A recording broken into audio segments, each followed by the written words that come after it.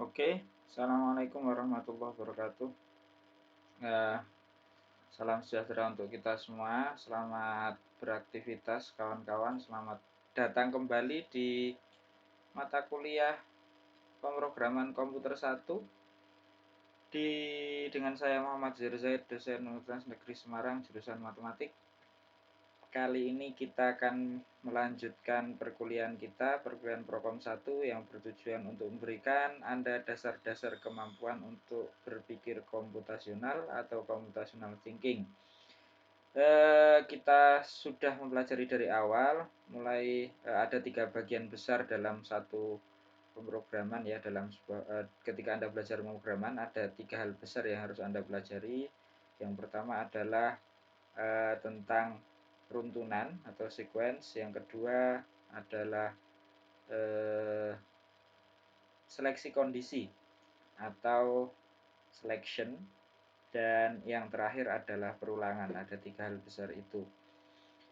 Nah, kemarin kita sudah mempelajari sequence, sudah 2 pertemuan, seleksi kondisi 2 pertemuan, dan sekarang kita masuk ke perulangan. Perulangan nanti ini pertemuan kedua dalam perulangan.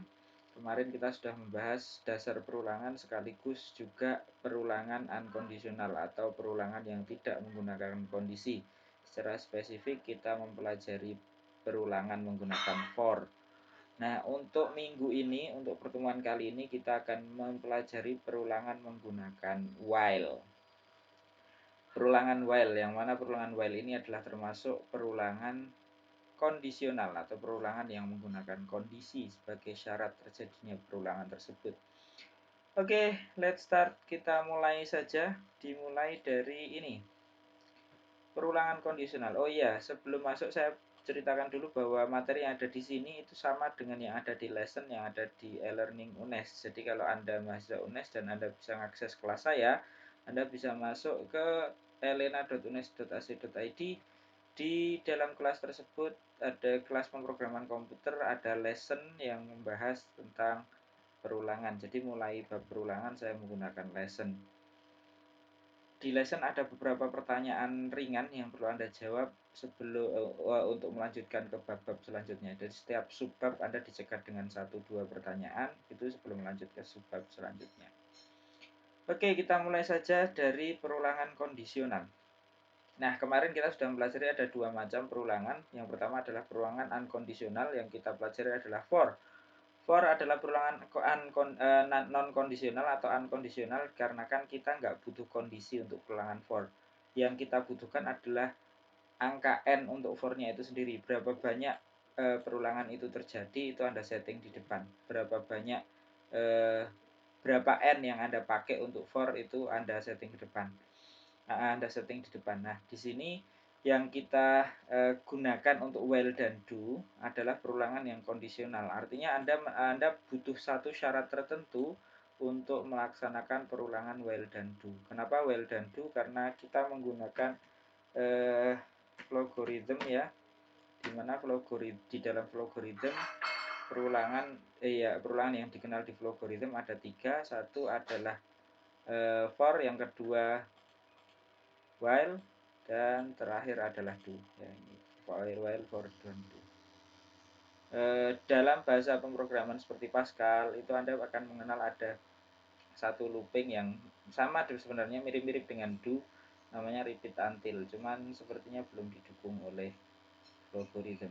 Correct me if I were wrong. Jadi kalau ada yang salah, kalau Anda bisa mengkoreksinya di kolom komentar. Kita lanjut.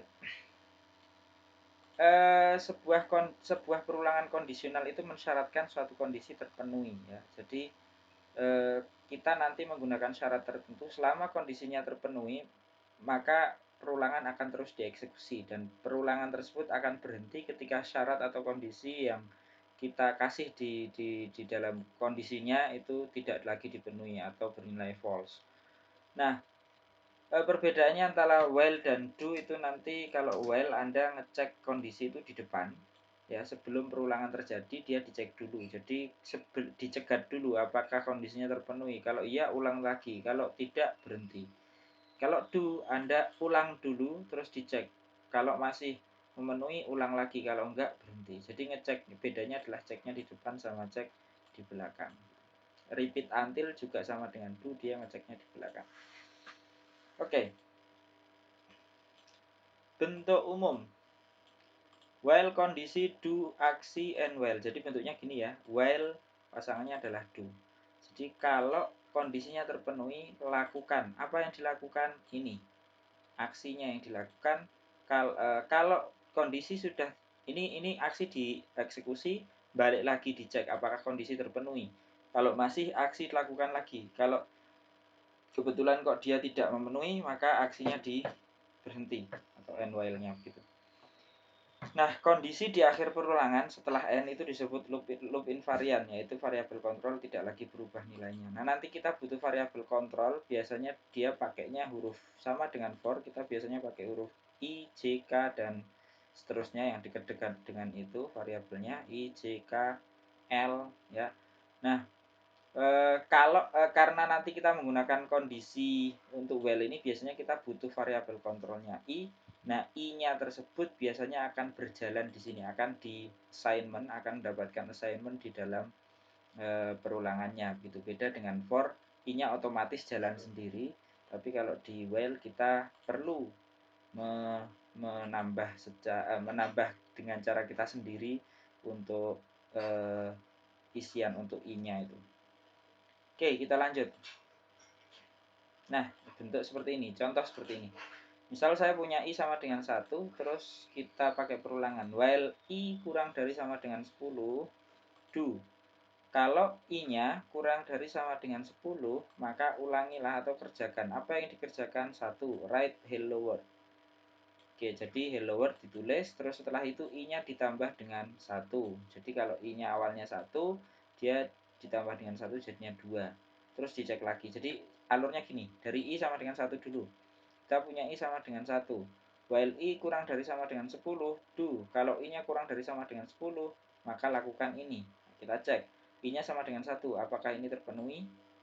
Ya, karena 1 kurang dari sama dengan 10. Sehingga kita tulis hello world. Setelah sudah, tambahkan i sama dengan i plus 1. Artinya, i sekarang menjadi 2. Terus kita cek lagi, apakah dia memenuhi i kurang dari sama dengan 10. Kalau masih ya, karena dia 2 masih memenuhi, maka tulis hello world lagi, tambahkan lagi dengan 1. i-nya sekarang 3. Cek lagi di atas, apakah dia memenuhi? Ya, sekarang i-nya nambah lagi jadi 4. Cek lagi, terpenuhi enggak? Masih, sekarang tambah 5. Terus sampai akhirnya i sama dengan 10, apakah masih memenuhi ini? Ya, sehingga kita eksekusi lagi, terus kita jumlahkan lagi, sehingga i-nya sama dengan 11. Ketika dicek apakah i kurang dari sama dengan 10, ketika i-nya sama dengan 11, ternyata tidak gitu. Jadi berulang-ulang terus gitu. Gitu ya. Jadi gambarannya adalah ini akan dieksekusi selama i-nya masih memenuhi. Kalau nggak memenuhi, dia berhenti dieksekusi. Nah, perulangan tersebut akan dieksekusi mulai dari i sama dengan 1, lalu berlanjut sampai terpenuhi kondisi i kurang dari sama dengan 10 tidak terpenuhi. Sekali lagi, kalau saya gambarkan, misalkan saya punya satu slide baru ini, yang saya cek. Nah, kita mulai dari i sama dengan 1. Untuk i sama dengan 1, saya ulang lagi penjelasannya ya. Untuk i sama dengan 1, apakah dia memenuhi? Ya. Hingga kita tulis hello world. Lalu selanjutnya i-nya mendapat perlakuan i sama dengan i plus 1, sehingga sekarang i-nya sama dengan 2. I sama dengan 2. Masih memenuhi? Masih. Kita tulis lagi hello world. Nah, terus tambahkan i sama dengan i plus 1. Maka kita punya i-nya sama dengan 3. Apa yang terjadi? Apakah masih memenuhi? Masih. Masih, kita tambahkan lagi hello world. Terus sampai akhirnya nanti kita dapat kondisi di mana dia tidak terpenuhi lagi, yaitu i sama dengan 11. Ketika i sama dengan 11, Anda akan cek while-nya di sini tidak lagi terpenuhi, karena i sama dengan 11 itu adalah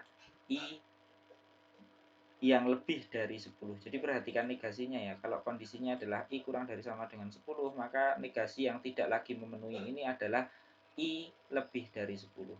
Hati-hati, termasuk kalau kita bicara kalau di sini kondisinya I kurang dari 10, maka negasinya adalah I lebih dari sama dengan 10. Jadi hati-hati, negasi kalau I kurang dari bukan negasinya bukan I lebih dari, tapi I lebih dari sama dengan itu. Nah, di sini I tidak harus bertipe integer, bisa bertipe real, string, dan lain-lain. Bahkan tidak harus stepnya itu harus satu. Kayak kita bicara di I kemarin, di for kan kita stepnya 1, 2, dan seterusnya. Kalau Anda pakai while, Anda bisa gunakan step yang bahkan I-nya 0,5 misalkan, atau 0,3. Nah, ini kondisinya bisa suka-suka kita gitu. Jadi tidak melulu harus integer atau karakter, Anda bisa pakai real, string, dan seterusnya. Lanjutnya ada infinite loop. Infinite loop adalah pengulangan. Infinite loop itu perulangan yang tidak pernah berhenti, alias infinite ya, tak hingga gitu. Pengulangan akan berhenti jika kondisinya false, sehingga penting untuk menyediakan instruksi dalam badan pengulangan yang mengubah kondisi menjadi false. Perhatikan, saya ambil contoh ini, read n, kita membaca nilai n dari papan ketik atau dari keyboard, lalu kita kasih assignment I sama dengan 1. Lalu kita cek while I kurang dari sama dengan n, do write hello. Perhatikan, apakah ada kemungkinan perulangan ini berhenti? Tidak. Kenapa tidak? Karena kalau kita lihat I itu nilainya 1. Sorry. Di sini kita asumsikan n-nya adalah n, di mana n-nya adalah bilangan asli ya. Yang dimulai dari 1 ke atas. Jadi n-nya bilangan asli, bukan 0, bukan negatif ya. Kita asumsikan begitu. Kalau kita bicara bahwa n-nya adalah bilangan asli, maka I kurang dari sama dengan n ini akan berakibat nilainya selalu benar, karena 1 itu adalah bilangan terkecil untuk bilangan asli. Ini kondisi di sini akan selalu terpenuhi. I kurang dari sama dengan n akan selalu terpenuhi. Sehingga write hello ini akan dieksekusi terus dan nggak ada akhirnya. Kenapa nggak ada akhirnya? Karena I-nya selalu memenuhi kondisi I kurang dari sama dengan n. Gitu. Nah, kalau kita ketemu dengan infinite loop berarti ada yang salah dengan logika perulangan Anda. Infinite loop itu artinya ada yang error dengan logika pemrograman kita. Ya termasuk di sini berarti kita I-nya kan tidak pernah berubah nilainya. Di sini kita perlu menambahkan perintah supaya I-nya bisa berubah dan kondisi I kurang dari sama dengan N pada suatu saat akan tidak terpenuhi sehingga perulangan bisa berhenti gitu. Lanjut, nanti setelah itu kita masuk contoh.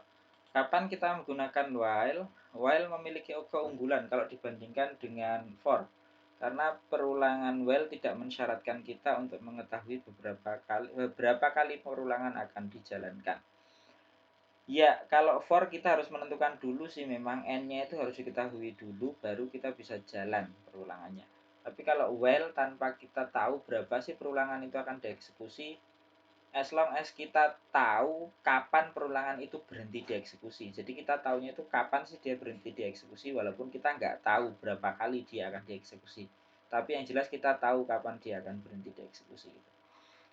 Kita hanya dapat menggunakan while dibandingkan for saat kita tidak mengetahui banyak perulangan yang akan dilakukan. Nah, nanti ada satu contoh yang memang hanya bisa menggunakan while, nggak bisa menggunakan for. Ya, nanti kita coba pakai contoh. Siapin algoritmnya, kita masuk ke contoh. Oke, contoh mencetak pesan hello world sebanyak n kali. Ini ya mudah, kita mulai dari satu program. Kita akan mencetak hello world sebanyak n kali. Berarti kita perlu input,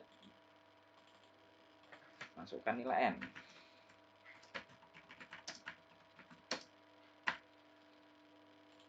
Kita minta input untuk n-nya ya. Jadi kita harus deklarasi di sini n dengan tipe integer. Oke. Nah, setelah itu kita lakukan kita butuh n-nya boleh integer, boleh. I-nya misalkan kita mau real juga boleh. Tapi di sini kita pakai i-nya integer dulu yang biar enak. Oke. Kita pakai perulangan while. Kondisi while-nya yang bagaimana? Kalau i kurang dari sama dengan n. Nah, di sini kita perlu menginisiasi nilai i dengan 1 dulu. Ya, bisa di sini, bisa di sini, terserah. Tapi yang jelas i saya assign dengan 1 dulu.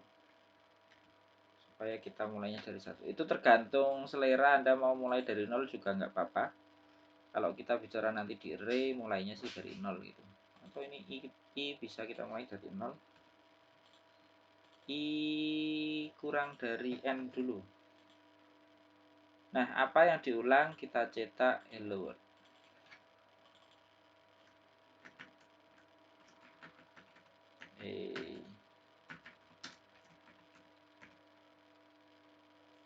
Oke. Kita run. Masukkan nilai n, saya kasih 5. Ya, dia mencetak hello world ternyata sampai berapa ini? Ternyata banyak sekali. Ternyata kita mendapatkan infinite loop. Ya, saya salah tadi. Ya, di sini ternyata kita mendapatkan infinite loop. Kenapa infinite loop? Bisa kita lihat sekarang. Dia error, loopingnya nggak berhenti sampai akhirnya programnya error. Kenapa error? Kenapa loopingnya nggak berhenti? Anda lihat kondisi i sama tadi saya masukkan n-nya adalah 5. Kondisi i sama dengan 0 itu kan memenuhi kondisi i kurang dari n alias 0 kan kurang dari 5. Ini terpenuhi terus sehingga ini diulangi terus sampai nggak berhenti. Nah, supaya kita nanti berhenti, kita perlu inputkan satu perintah di sini yang nanti bisa merubah nilai i sehingga kondisi ini tidak lagi terpenuhi. Oke, saya tambahkan i saya tambahkan 1. Oke. Seperti ini. Saya masukkan nilai 5, maka dia akan berhenti di 5. 1 2 3 4 5. 5 kali pelurangan Anda lihat mulainya dari 0. Jadi mulainya dari 0. 0 1 2 3 4. Setelah 4 kenapa berhenti? Karena kondisi di sini adalah i kurang dari n. Jadi Anda lihat ya flow-nya biar jelas, perhatikan. I kurang dari n. Mulainya dari 0. 0 output hello world. Hello world 1 dituliskan di sini. Lalu setelah itu i-nya ditambah dengan 1. Sekarang i-nya menjadi 1. Cek lagi di sini. Apakah i-nya kurang dari n? Ya, 1 kurang dari 5 masih true. Output hello world masuk. Tulisan hello world kedua muncul, lalu tambahkan lagi i ditambah dengan 1. Sekarang jadi 2. 2 cek lagi benar. Output hello world ketiga. Lanjut lagi, jadi nilainya adalah 3. 3 cek masih memenuhi, hello world lagi ke 4. Turun, tambah 1 lagi menjadi 4. 4 masih memenuhi, masih.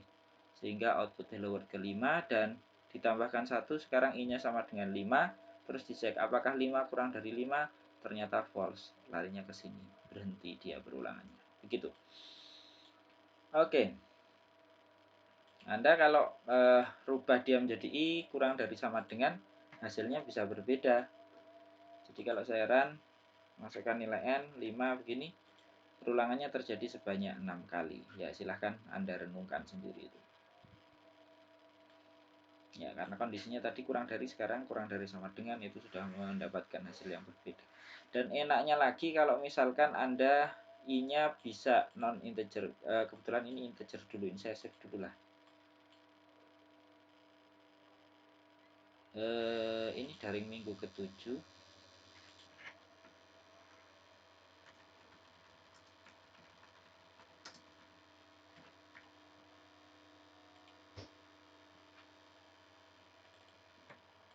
Kasih 01 gitu ya. Nah, Anda bisa set juga misalkan i-nya di sini bukan integer tapi real. Saya declare i-nya biar jadi real. Di sini saya buang i-nya, integer n-nya saja. Terus saya masukkan i sama dengan 0. Ini bisa saya plus 1 tapi I plus setengah misalkan. Jadi kalau saya run, nilai n-nya 2, perulangannya bisa terjadi sebanyak 5 kali ya. Bisa Anda renungkan. Kalau di sini I-nya plus 0,5 maka hasilnya bisa berbeda gitu. I-nya bisa plus 0,3, plus 0,2 dan seterusnya. Jadi sekali lagi tidak mensyaratkan I-nya harus berupa tipe data yang punya suksesor ataupun predesesor alias terurut gitu, tidak harus. Dia tipenya bisa tipenya real, string juga boleh. Oke, 02 saya simpan. Oke, saya lanjut ke contoh selanjutnya. Mencetak angka 1, 2, 3 sampai n. Ini saya modifikasi aja ya biar cepat. Saya kembalikan di sini bentuknya adalah real, saya kembalikan di sini bentuknya adalah integer. Realnya saya hapus. Nah, kita bisa meminta output di mana outputnya itu menampilkan angkanya. Ini misal saya ganti jadi 1. Lalu di sini outputnya saya ganti hello world ke. Nah, begini. Ya, kalau saya run, masukkan nilai n 5, dia muncul 1, 2, 3, 4, 5. Jadi angkanya mengikuti di sini. Saya save dulu.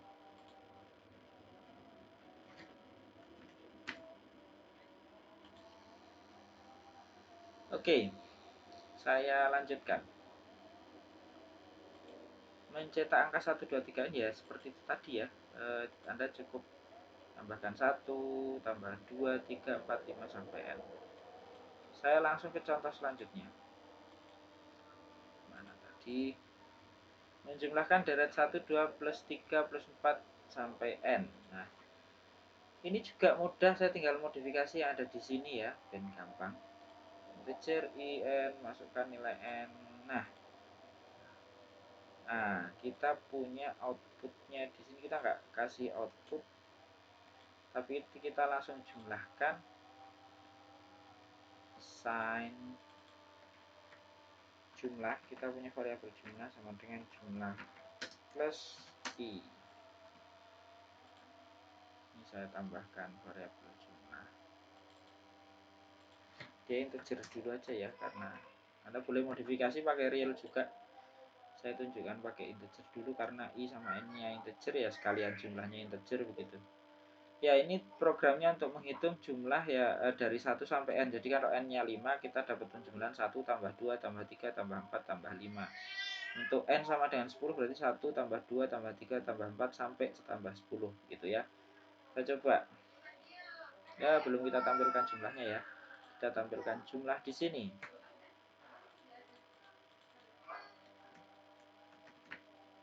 Jumlahnya adalah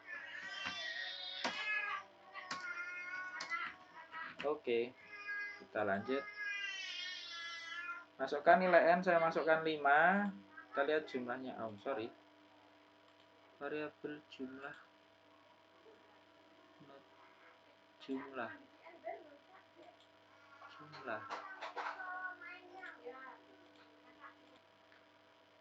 Ternyata jumlahnya belum diinisialisasi ya. Ini penting juga ya. Jangan lupa untuk memberikan nilai inisialisasi untuk jumlah yang kita punya. Variabel apapun sih sebaiknya diinisialisasi. Kayak ini n-nya itu juga sebaiknya diinisialisasi. Jumlah itu adalah sama dengan 0. Ya, kita run. Masukkan nilai n 5.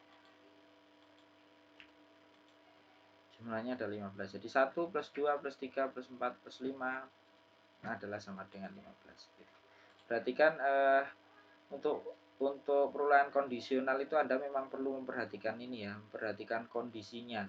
Ini kalau saya ganti menjadi kurang dari itu sudah beda hasilnya nanti, bukan 15 tapi malah menjadi 14 karena mulainya 1 dan batasan kondisinya adalah kurang dari n. Makanya hati-hati, i mulainya berapa, terus kondisi yang untuk patokan perulangannya berapa, itu yang harus hati-hati. Anda harus memperhatikan benar itu.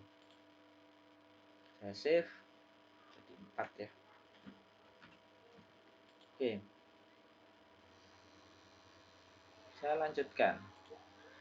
Menghitung jumlah dari n buah bilangan ini juga sederhana. Ini sama dengan yang kemarin, tapi kalau yang kemarin kita pakai for, modelnya adalah kita tanya dulu ke user berapa sih bilangan yang mau Anda jumlahkan gitu. Kalau dia mau menjumlahkan 10, kita kasih perulangan sebanyak 10 kali. Tapi kalau di while ini kita pakai cara lain. Jadi while ini berguna kalau kita punya perulangan yang kita nggak tahu berapa sih perulangan itu akan terjadi. Kita cuma mensyaratkan bahwa kondisi perulangannya akan berhenti kalau begini gitu. Nah, ini yang akan kita gunakan adalah kalau kita misalkan mau buat program statistik di mana si user itu nggak harus tahu berapa banyak bilangan yang mau dia jumlahkan gitu. Artinya kita tinggal menjumlahkan apa namanya, kita minta input terus nanti nyetop inputnya bagaimana gitu. Tinggal kita mencari kondisi kapan sih input itu akan di stop gitu. Saya mulai ya. Kita mulai dari misalkan kita punya, kita declare dulu lah apa aja yang kita butuhin. I real boleh, X untuk bilangannya ya, untuk bilangan saya pakai bil, jumlah saya pakai jumlah, semuanya real aja lah. Terus I untuk banyaknya perhitungan, ya itu dulu sih, kita coba. Jadi kita assign dulu tiga-tiganya dengan 0. I kita assign dengan 0,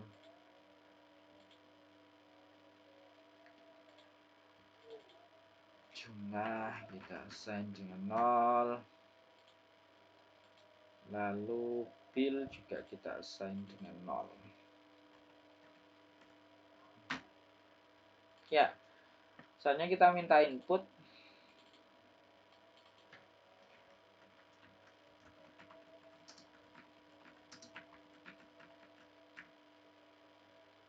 bilangan. Nah, kita sepakati dulu misalkan input, kita program ini mau menghitung jumlah dari bilangan n buah bilangan yang dimasukkan, tapi kita nggak tahu n-nya berapa. Kita cuma minta si user untuk masukin aja terus si bilangan yang kamu pengen masukin terus, tapi berhenti. Kalau PA kamu pengen berhenti, kamu bisa masukin nilai misalkan -1 gitu. Silakan masukkan bilangan, masuk ke bilangan yang ingin dihitung jumlahnya untuk berhenti,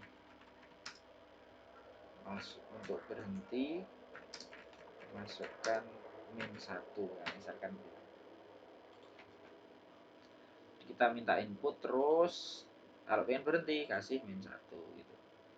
Kita pakainya while, jadi dicek dulu while bil ya, inputannya itu tidak sama dengan -1. Kalau bilnya tidak sama dengan -1, maka yang terjadi adalah kita minta input.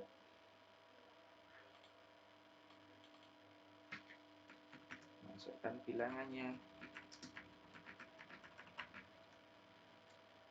Gitu.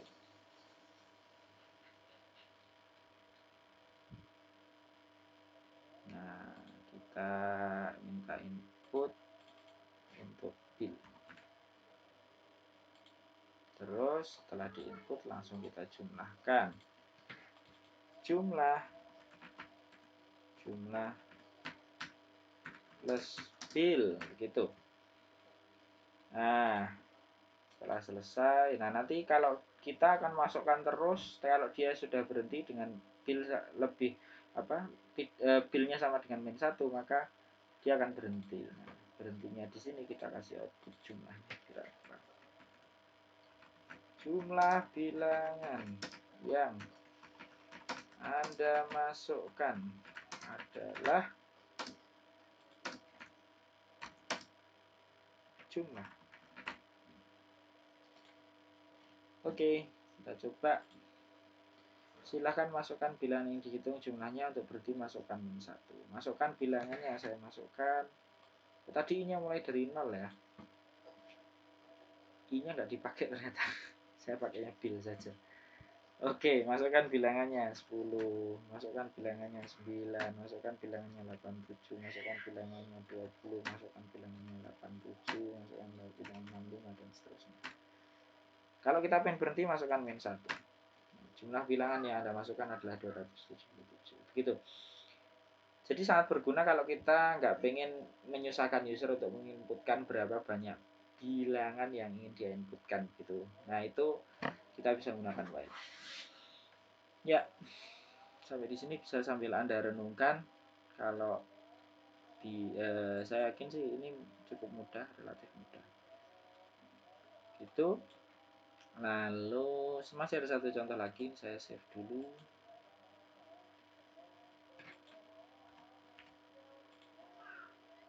Oke, saya lanjutkan sekarang ke algoritma peluncuran roket. Ini contoh terakhir, algoritma peluncuran roket dengan hitung mundur. A. Di sini kita akan mengurangkan ya dari while-nya itu pakainya nanti turun, tidak naik. Tadi yang kita pakai contoh-contoh yang naik terus gitu. Ya, declare I, tipenya adalah integer, terus tambah N ya. I sama N. Terus kita inisiasi dulu, ininya boleh tergantung mau 1 atau 0, itu tergantung kondisi. Saya pakai 0 dulu. N 0. Sudah, sekarang kita minta input. Masukkan N.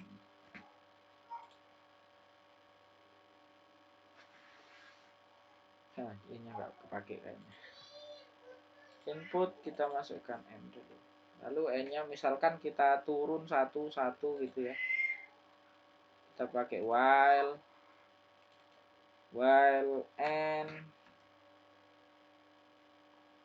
lebih dari 0 atau tidak sama dengan 0. Ya monggo, tergantung. Saya pakai yang lebih dari 0 dulu aja. Kita bisa pakai kalau N-nya lebih dari 0, apa yang terjadi? Kita kasih output hitung mundur ke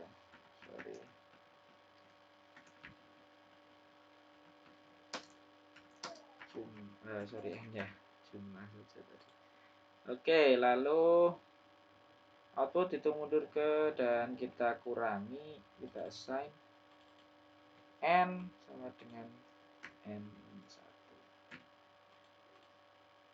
Ini nggak kepake ternyata. Oke, kalau sudah, kita kasih output meluncur gitu.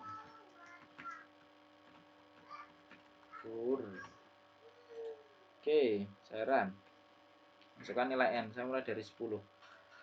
Ya, hitung mundur 10, 9, 8, 7, 6, 5, 4, 3, 2, 1. Nah, ketika N-nya tidak lagi memenuhi, masih lebih, yaitu ketika N sama dengan 0, dia langsung meluncur. Atau kalau Anda modifikasi juga hasilnya bisa berbeda. Kalau ini Anda tambah sama dengan, kondisinya bisa berbeda lagi. Kita masukkan 10, dia akan sampai ke 0 dulu baru meluncur.